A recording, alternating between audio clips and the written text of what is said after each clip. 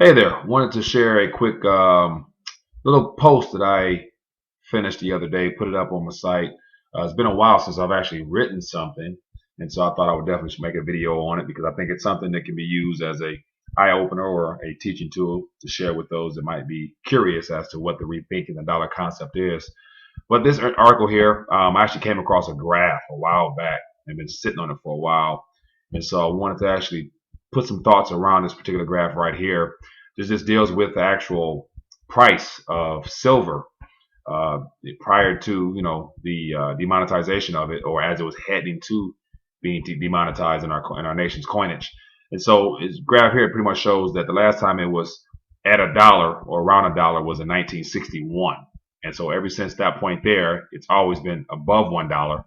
So this post was in regards to the dollar, the difference a dollar makes. And I was talking primarily on intrinsic and face value, and also just to hint at one of the sections of the 4 money lessons that I put in my little ebook here has to do with understanding value.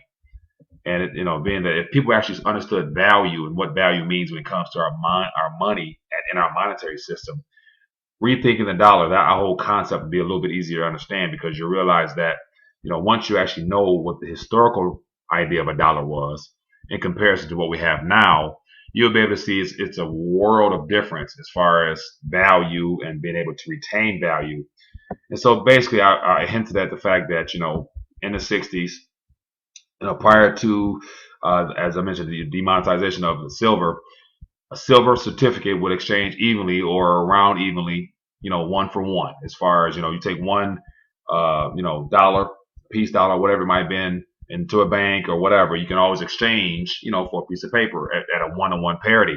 And so pretty much after and during that mid 60 time frame, the price of silver fluctuated to where it made silver more valuable than its ability to be exchanged for that piece of paper. And so ever since that time frame, for the last 50 years or so, we've never been at a even one-to-one parity or nowhere even near it. And so I actually, share my thoughts as to why that is.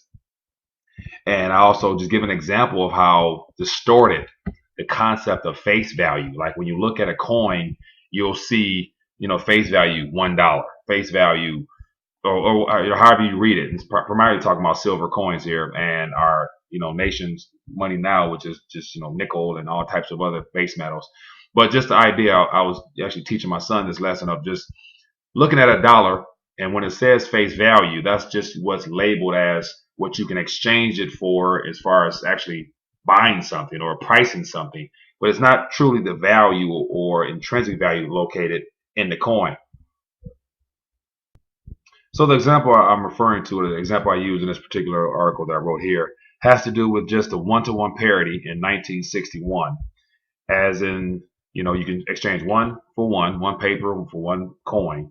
Whereas in today, because we're in such a distorted reality as far as our monetary practices under the central banking model, how now the intrinsic value of metal has always been constant and always has maintained value despite what you can actually purchase it for with the fiat dollar or Federal Reserve note, as I mentioned here.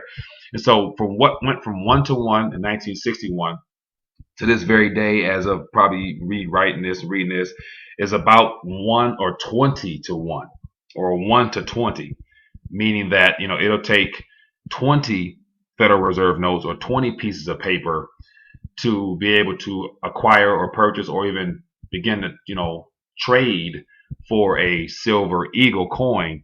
And so within that 50 years there, the debasement of the Federal Reserve note has been through the roof, whereas those who have held on to something of intrinsic value in the form of silver has come out on the good end or on a much better note there, because now what was once 1 to 1 is now 20 to 1. So if you chose to exchange a piece of your metal for some paper, someone would have to give you 20 pieces of paper as opposed to one.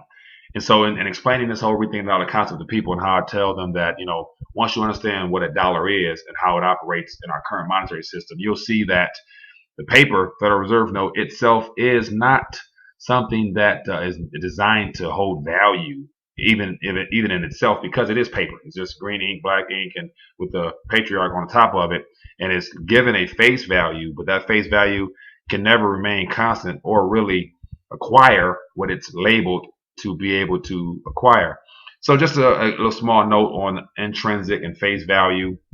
Actually, inside the book, going a little bit deeper on this subject matter there. But I think it's a great way of teaching someone the importance of value and how, value comes from basically from within and not necessarily on something being labeled as or supposedly given an artificial value that can change or, fluctuate according to the markets and things like that. So just a little side note, something I want to share with you guys, man. Been kind of tied up. But other than that, hope you enjoy this. If you find this informative, leave a comment here directly beneath this article here. I would love to hear your thoughts, or share it as well. So as I took a picture of a silver eagle along with 20 pieces of paper, just to give it a little bit of an effect there. But anyway, back at you soon with some videos. Hope you have a good one.